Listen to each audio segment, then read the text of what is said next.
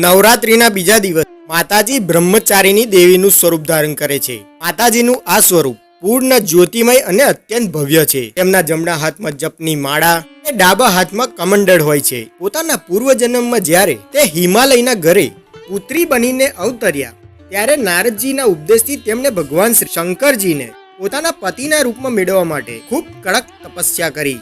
કડક તપને કારણે તેમને તપશ્ચારિણી એટલે કે બ્રહ્મચારિણીના નામથી ઓળખવામાં આવે છે। 1000 વર્ષ તેમને માત્ર ફળ ફૂલ ખાઈને વિતાવ્યા હતા। 100 વર્ષો તેમને શાકભાજી ખાઈને વિતાવ્યા હતા। કેટલાય દિવસ તેમને કઠન ઉપવાસ કરીને ખુલ્લા આકાશ નીચે વરસાદ અને તડકાનું ભયંકર કષ્ટ સહન કર્યું। કઠન તપસ્યા કર્યા પછી 3000 વર્ષો પછી જમીન પર તૂટીને પડેલા બીલીપત્રો ખાઈને ભગવાન શંકરની આરાધના કરી। પછી તેમણે બીલીપત્રો ખાવાનું પણ બંધ કરી દીધું। એને કારણે તેમનું નામ અપર્ણા પડ્યું। હજારો વર્ષોની કઠન તપસ્યા બાદ બ્રહ્મચારીની દેવીનું એ પૂર્વજન્મનું શરીર ક્ષીણ થવા લાગ્યું। ખૂબ જ દુબળા થઈ ગયા। ની આ દશા જોઈને તેમની માતા મેના ખૂબ જ દુઃખી થયા। એમણે આ કઠન તપસ્યા દેવીને મુક્ત કરવા માટે બૂમ પાડી, માં અરે તો નહીં।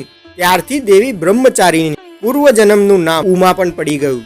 એમની આ તપસ્યાથી ત્રણેય લોકમાં હાહાકાર મચી ગયો। દેવતા, ઋષિ, સિદ્ધગણ, મુનિ બધા બ્રહ્મચારી દેવીની આ તપસ્યા જોઈને તેમના વખાણ કરવા લાગ્યા। છેવટે પિતામહ બ્રહ્માજીએ આકાશવાણી દ્વારા તેમને સંબોધિત કરતા પ્રસન્ન સ્વરોમાં કહ્યું, હે દેવી, અત્યાર સુધી કોઈએ પણ આવી કઠોર તપસ્યા નથી કરી। એ તપસ્યા માત્ર તમે જ કરી શકો છો। તમારા આ કામની ચારે લોકમાં પ્રશંસા થઈ રહી છે। તમારી મનોકામના જરૂર પૂર્ણ થશે ને ભગવાન શિવજી ને પતિના રૂપમાં જરૂર પ્રાપ્ત થશે। તમે તપસ્યાથી દૂર થઈને ઘરે ચાલ્યા જાઓ। માં બ્રહ્મચારીની ભક્તો અને સિદ્ધ પુરુષોને અનંત ફળ આપવા વાળી છે।